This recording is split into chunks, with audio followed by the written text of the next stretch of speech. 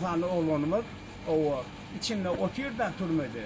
Düğün 10 günü 10 oğlanımız çıkmalı. Şumat angret zangetten zang almadılar.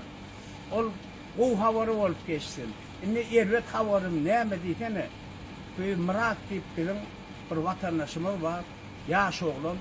Bir kireye edip dur, pravatında, ülkenin şahını Türkmen pravatında kireye ediyor, 5 defa ıstıraf ediyor, bunu içeri atıyorlar. İçeri atıyorlar da turmaya. O frok geçecek oluyorlar da, ben neçeyi iyi verecek deyip, o ya da diye Ukrayna gol çekti ya, onu üstüne oturuyorlar, kıtlayorlar, Ukrayna gol çekiyor, yaş oğlum, yaş, talip oğlum, Ukrayna gol çekiyor, Murat, bana can edip oturuyorlar, Ukrayna'dan. Valla diye, men diye nemem doğru diye, kontraktım doğru, bir ayak gitti diye, bir ayak yok diye. Nemerak işine koydular, ilmeği böyle kömek et diye. Bir hili böyle yaşay diyen ya, men de tepkileri hem de vardı, var yani adresim geçmedim diye, adım familiyem geçmedim diye. Bunu nemeden aydiyen oğlanlar size.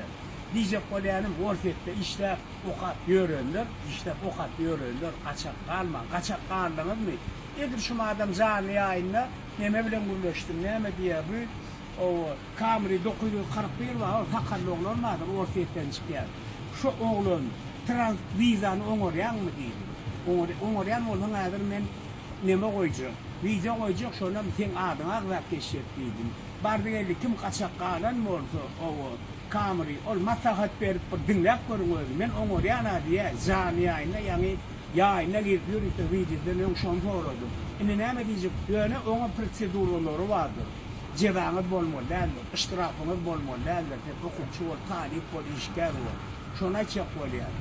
O zaman gelmeli, berden dokument görüyorduk, Amerik gitmeli. Canlar ha oldum şu, ne için şu vaatlarımın orta oklayan.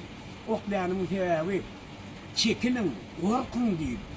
O tayda ballı köy yok, Ukrayna'da uçtu. Oğlancığımız hani gelibilen o. Düşündürübilen mi? Ne için Ukraynalılar var ya, video alıyorlar, kamerada şeydi para.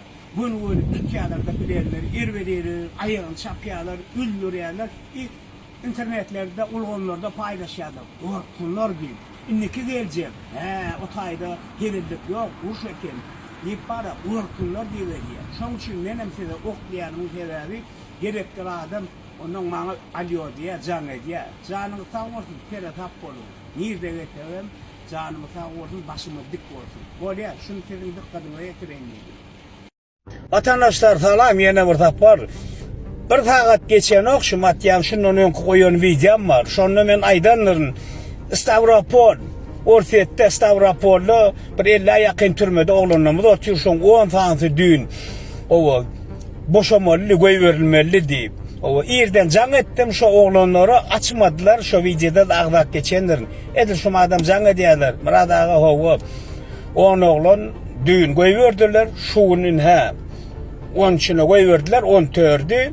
Şunun hadır tamılıyordu minyalar. Netip böyle Türkmenistan'a geliyorlar. Gözünü de aydeyin.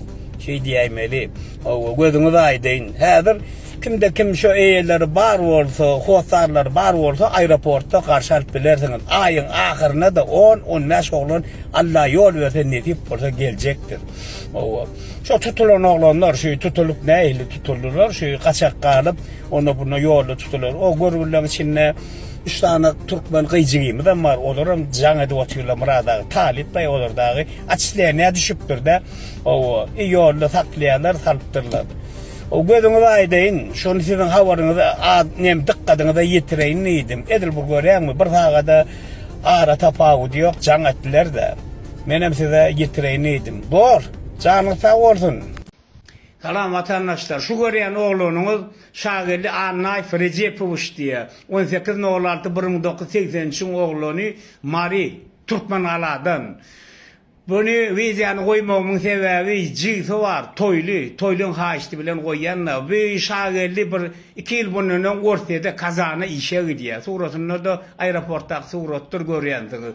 İşe gidiyor kazanla Voronezh'a geçiyor. Voronezh'da da ne oluyor işte ıskalatta Uşa gidiyorlar. Uşa gidiyenlerin Nahar Upakovka diyene kendine. O Sukhoy payok biliyorsunuz. Onun yüzünde suratlarını iyi verdi gördüm o armiya Rusya dipyalığı da.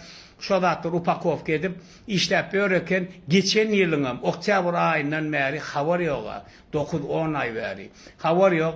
Voronejda işläp okap ýören doganlarmy size diýen nä şu şagelliğini tanıyan bar bolsa, bir gören bar bolsa, o aşağıda komentariyada yazın, Türkmeni bolsa, näme-de bolsa, salamlaşylýa, ondan bundan sonra gyda edilýär, bar bolsa ýaz.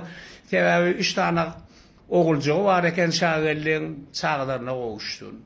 Geçende de bir video goýupdum da, goýdum Ukraina fegoşy bar edi, şondan soň men elime jaň edýänlerken WhatsApp'tan jaň edýänlerken meňem ýoldaşym gitdi, meňem oglum gitdi, meňem çağam gitdi diýip Allah kuwat bersin, Allah kuwat bersin. Şu şagelerde biziň edýän pikirimiz ýalňyş bolsun çykdynna, belki daýy bir çağlaryň içine gowuşdun. O vatandaşlar özüňizem orsetde işläp ýörsiňiz, görýänsiňiz, size aýtmagym gerek gel bu zatlary. Ýöne ýaşyl hökümetinden size näme diýjek bolan, o gaçak galmaň. Görýänsiňiz günnäki täzelikleri.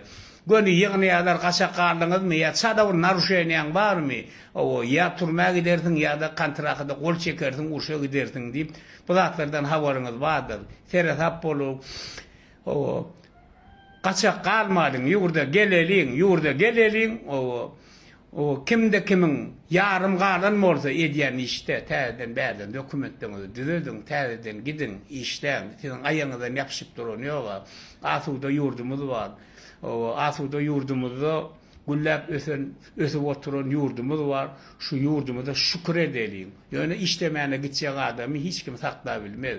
Ýöne o taýda gaçak galmaň. Men şu siziň dikkatiňize ýetireýin diýdim.